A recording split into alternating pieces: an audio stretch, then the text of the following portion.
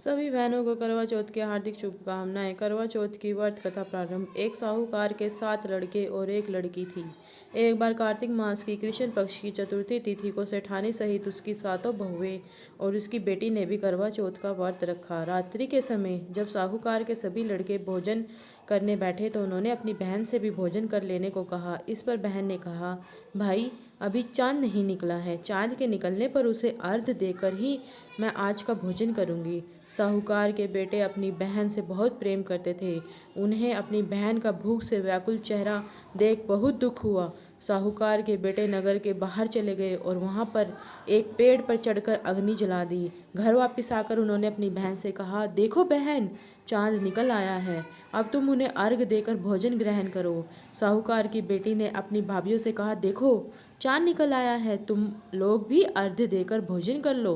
ननद की बात सुनकर भाभियों ने कहा, बहन अभी चांद नहीं निकला है, तुम्हारे भाई धोखे से अग्नि जलाकर उसके प्रकाश को चांद के रूप में दिखा रहे हैं। साहूकार की बेटी अपनी भाभियों की बात को अनसुनी करते हुए भाइयों द्वारा दिखाए गए चांद को अर्घ्य देकर भोजन कर लिया। इस प्रकार करवा चौथ का व्रत भंग करने के कारण विघ्नहर्ता भगवान श्री कृष्ण श्री गणेश साहूकार की लड़की पर अप्रसन्न हो गए। गणेश जी की अप्रसन्नता के कारण उस लड़की का पति बीमार पड़ गया और घर में बचा हुआ सारा धन उसकी बीमारी में लग गया।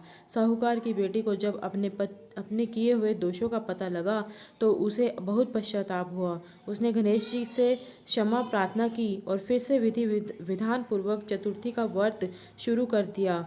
उसने उपस्थित सभी लोगों का श्रद्धानुसार आदर किया और तद उपरांत उनसे आशीर्वाद ग्रहण किया। इस प्रकार उस लड़की के श्रद्धा भक्ति को देखकर एकदंत भगवान गणेश जी उस पर प्रसन्न हो गए और उसके पति को जीवन दान प्रदान किया और उसे सभी प्रकार के रोगों से मुक्त करके धन संपत्ति और वैभव से युक्त कर दिया।